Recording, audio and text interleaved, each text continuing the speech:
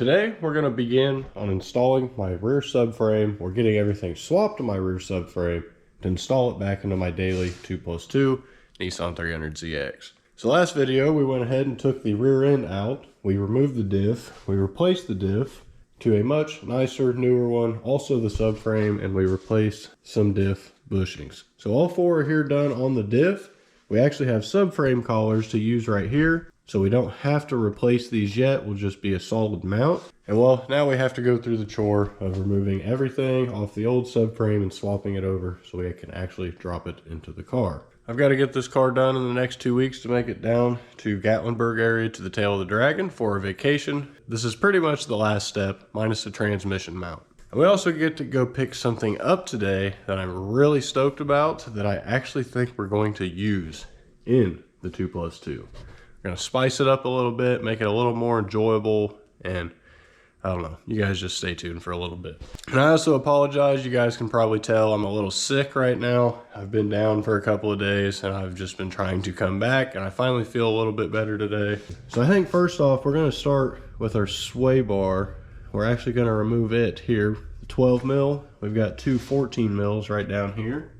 And we're going to remove this assembly, swap it to the subframe, and I'm actually going to get some new end links ready for when we swap our lower A-arms and our full dropout, or like knuckle assembly. To keep this from spinning here when you're taking this 12 off with a socket, you actually need to put a wrench here on the other end. Now we got our wrench wedged in between our knuckle. Should be able to loosen this. So the nut on the other side is actually coming off before the downside. Now we can just lift it out. So we actually still have to unbolt it right here. So let's remove that the rest of the way and get it to where we can swap it over. And also let's go grab our new ones. So now if you look at these, you see you can actually put a wrench here, and that's how you remove this end. This is one thing I'm thinking may have been squeaking previously in the other video, or it could be contributing to other squeaks, especially looking at that right there. Yikes. A little something like that. Now, we actually brought this subframe down here because we could kind of pick it up with the sway bar. And we went ahead and we pulled off this full side assembly. So basically we're going to do the same thing here.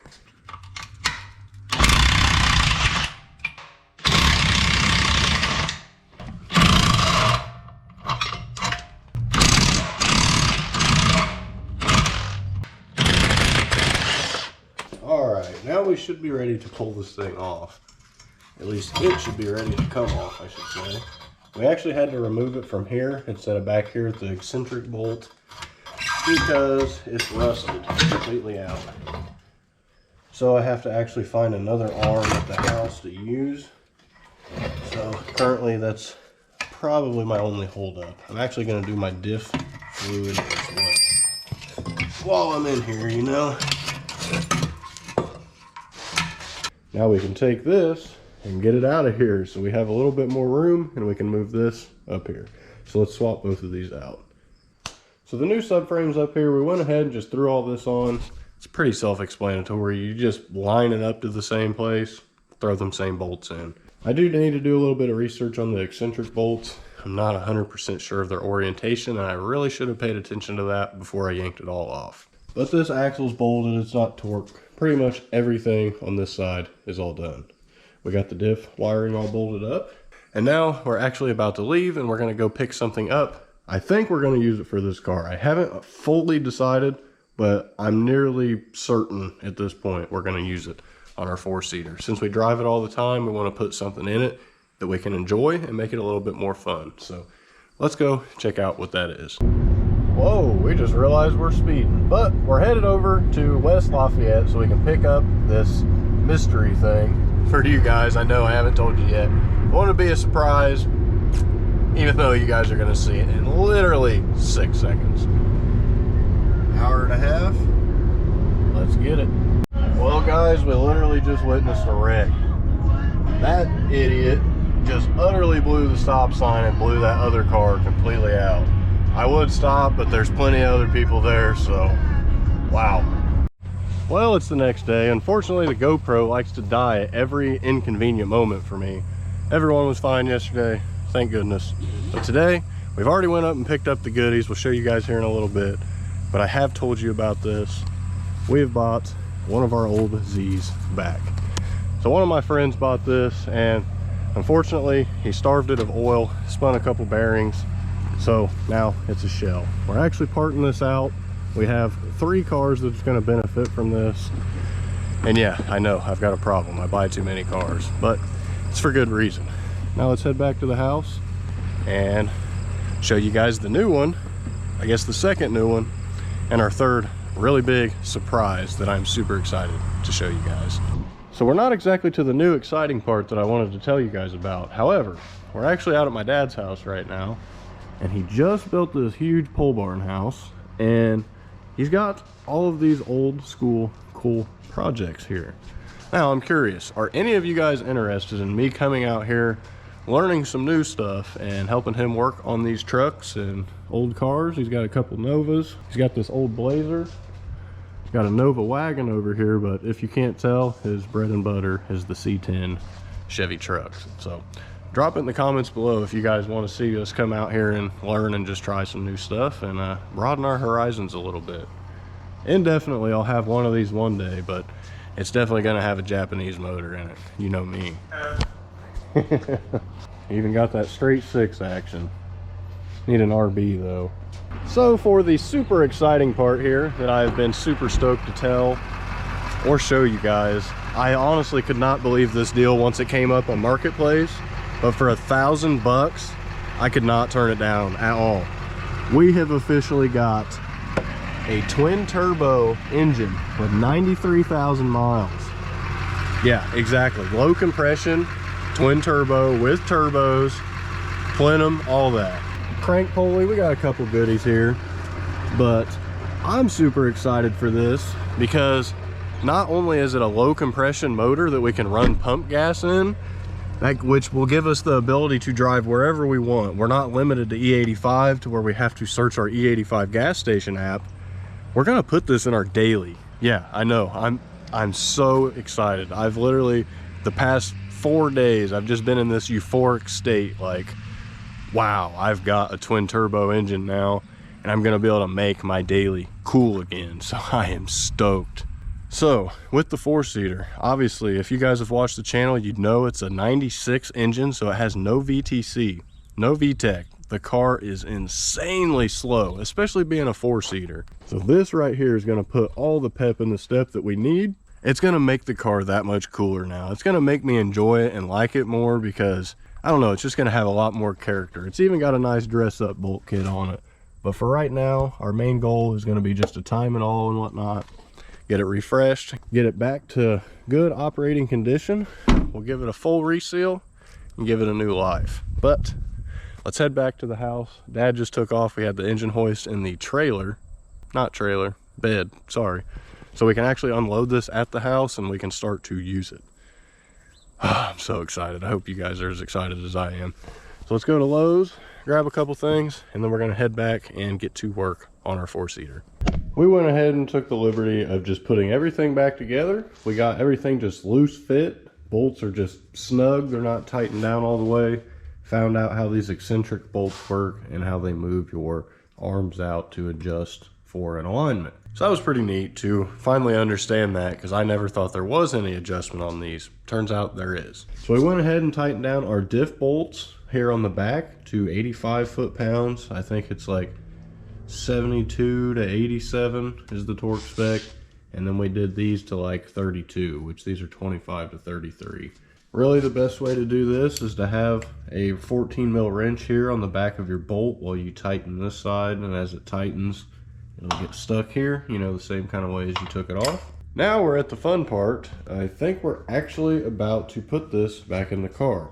So I actually came to find out also, I can't put these sway bar end links on yet. I gotta wait till it's in the car and I can put some weight on it or something, because right now they're virtually impossible to bend the sway bar back and forth while each side is hanging downwards.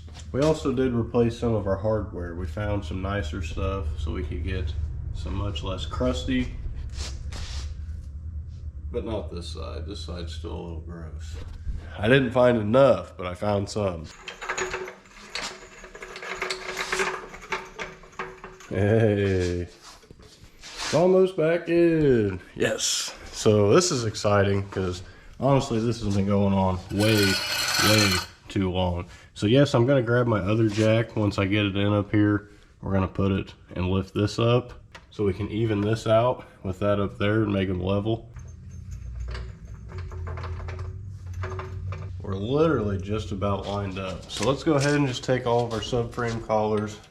We'll just kind of put them in place on top. So let's just put this the rest of the way on. We're pretty much there.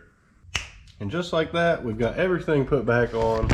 Everything's hooked up, with the exception of our drive shaft, our exhaust, and we need to tighten down all of our bolts. At least we need to torque them all. So the reason we waited to do all this is you want your car to be leveled and planted on the ground so everything is relaxed when you go to tighten everything down.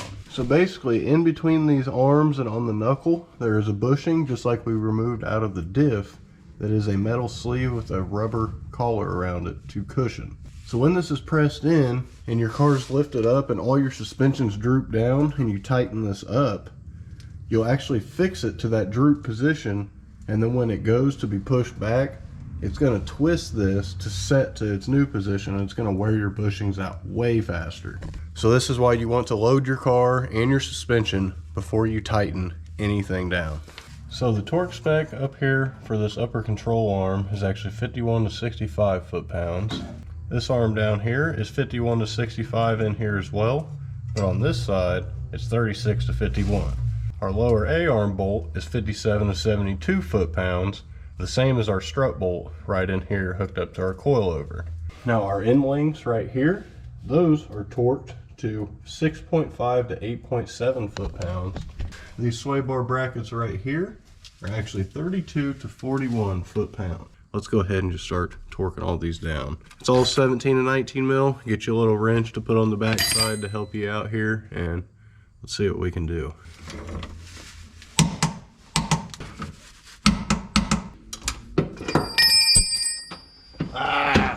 Oh well, let's just finish this up. I'm going insane right now. It's so hot out here and I'm ready to be done. Now we've got everything torqued down with the exception of our shocks. So we can't fit everything in there. However, we got it super tight, probably pretty close to the torque spec. So what we're gonna do is we're gonna raise it, we'll take the wheel off, we're just gonna hit at that torque spec where it's at, because I know it's tight and it's not gonna rotate. Hit our torque value, and then we're gonna be all set. So we actually just went ahead and we went to check out our trans mount underneath the car so we could try to eliminate that rattle issue that we were having. I spoke of this in last video and I never got around to it. That was one of the first things that I mentioned. Well, one of those things was actually our shifter boot or dust boot. So basically we loosened it, slid it backwards so it won't come in contact with the shifter anymore. And I'm honestly thinking we may have found the issue that was underneath the car making the loud, rattle, annoying noise. We still are suspecting kind of our test pipe heat shields. That's possibly going to be changed soon or before we go. I haven't quite decided yet. I want to keep my catalytic converters. But I got the jack under here to lift up on the trans to simulate it lifting, and it should create a gap or see tear marks on the rubber mount. There's no tears, so the mount's good. At least it's still good enough. So what we have came to discover, this is just sitting loose up there because it was wedged in and it couldn't pop out of the mount. So this wasn't bolted, it's just loose, rattling in there. So I'm thinking this was our problem that was making all that noise all along. Yeah, annoying, right? Something so little was driving me so insane. So let's pull all of our tools out and get it to where we can start installing our cat bag. But I guess first we need to hook up our e-brake cable again. Now, I'm not so sure if you guys can even see that up there, but that is what the rattle was. Since I installed it all by myself, it's actually got the bolt going upwards instead of downwards, so it has been riding on that plate. Well, how could I forget the drive shaft? How's the car gonna move if we ain't got a drive shaft? This one doesn't bother me as much as exhaust.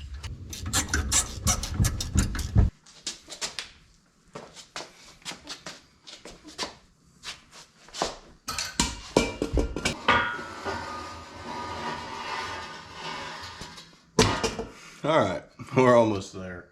I'm really not looking forward to this part. I never like doing this part. Ta-da! Just like that, we got our cat back all mounted up and it's sturdy as it was. So now I am at the mercy of finding exhaust gaskets to actually fit down here. And well, I know I've got used ones, but I don't want to use used ones that might leak, especially since we found that pre-existing leak with those metal gaskets. I'd like to try to eliminate another obnoxious noise at the same time. It's just going to be annoying if I still have to take my test pipes off, you know, because then I've got to use 2 sets of gaskets and I get to use one for no reason. Whatever. Let's go run to Lowe's and see if we can find some good graded hardware so that we don't have to worry about these rusting out and snapping upon removal next time. It's the next morning. We stopped at Lowe's last night and we got us some stainless bolts, nuts, washers, and lock washers. So in theory, I'm hoping none of this is going to rust out like the last one, at least until next year or whenever it is. Actually, it's probably a couple months since we got that twin turbo motor. We've got to switch some stuff out. So when the twin turbo motor gets put in, we will take these test pipes off with catalytic converters and we will put catted test pipes on that are much larger. I really hate doing exhaust. You guys get the gist. 4 bolts, 4 nuts, 4 washers, 4 lock washers. Well, a few minutes later, we've got exhaust gaskets on the car. All of our hardware is installed. It's time to fire this thing up and see what it sounds like. I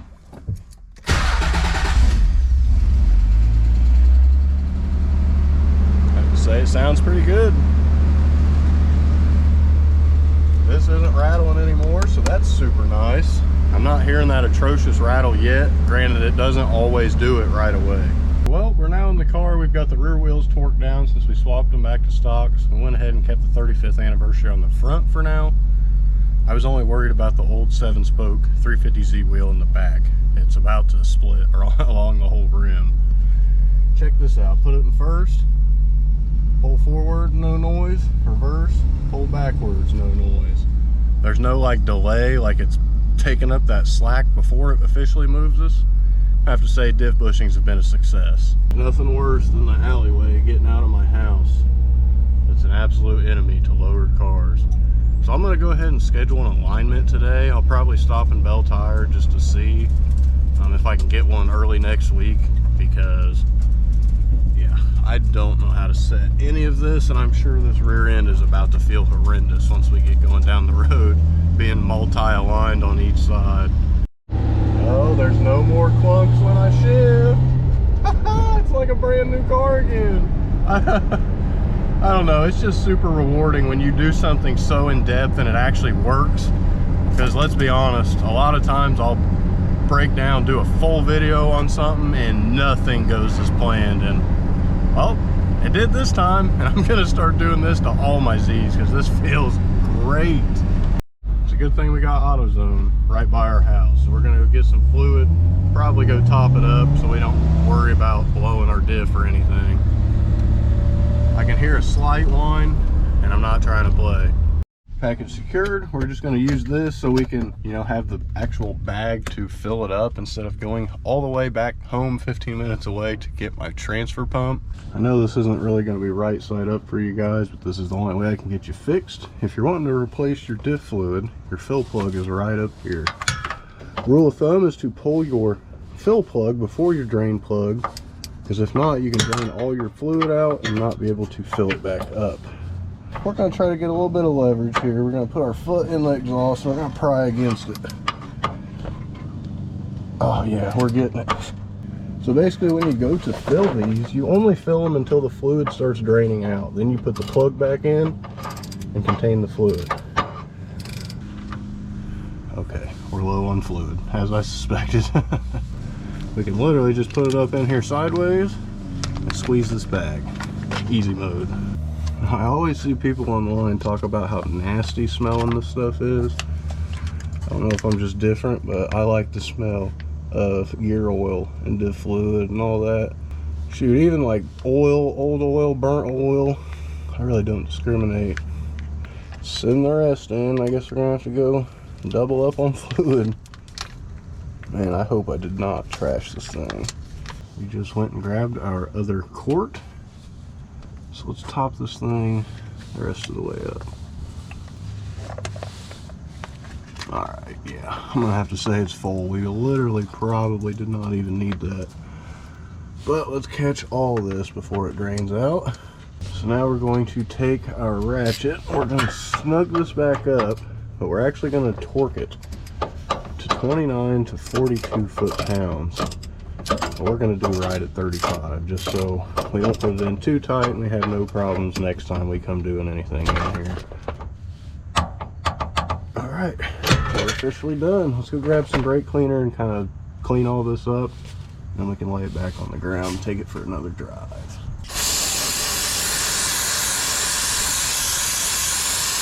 Funny thing is, it's a little past coffee time, but it's still the morning, so I don't care. Man, throwing it in neutral after taking off in gear, it doesn't slap or knock anymore, and the shifters are even much smoother. Like much smoother.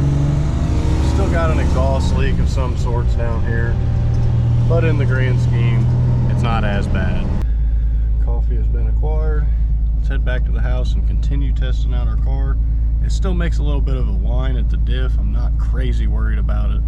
It's still working fine.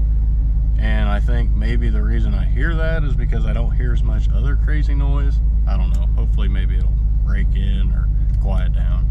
Wishful thinking, right? And now we are back. So I have to admit, the car drives unlike it has ever driven in my ownership. Could this be a combination of the subframe bushings, maybe the end links as well? But there is no rattle, there's no obnoxious noise, there's nothing that makes me embarrassed to drive this car. There is one very minuscule exhaust leak. Honestly, that's kind of expected with the used gaskets that I threw on there. Just because if we're changing the test pipes soon, I'm not going to throw brand new gaskets on there and just waste them. I'd rather wait and do it all right the next time when we do it for the last time. Because yes, I'm super stoked about getting our twin turbo motor in this car. I just had the most fun I've ever had driving this daily. Driving it through town, taking off fast for a non-VTC 125 horsepower car. I had some fun. It makes significantly less noise now, and it's much more comfortable to drive. I'm still baffled that diff bushings themselves can fix a shifting issue. I always had troubles going into second, and I mean, it kind of makes sense in a way. If the diff has so much play that when you let off the gas, it's like moving the drive shaft, it could shock inside the trans, I don't know. Doesn't make sense, but it does. It shifts better. It feels way better, and I'm obsessed with the car now. I'm literally about to just go take a little mini road trip. Now when I turn the music down, I really don't hear the diff at all when I'm driving around, so I think we're all good there, and I think we have officially got rid of all of our problems, sounds, and just weird kinks or quirks with our car. So I will say the reason all the fluid leaked out is usually when I store these, I would sit them back on the diff cover. Now this right here is actually a breather. So if all your fluid's tilted back right here, it'll slowly drip, hence this little puddle. That's enough for this video, you guys. I don't really have anything else to say other than change your diff bushings. Thank me later. Stay tuned for that, and I hope you guys are as excited and hopefully as motivated to do diff bushings and stuff to your car and get it squared away. Thank you guys for watching, and until next time, we'll catch you then. Peace.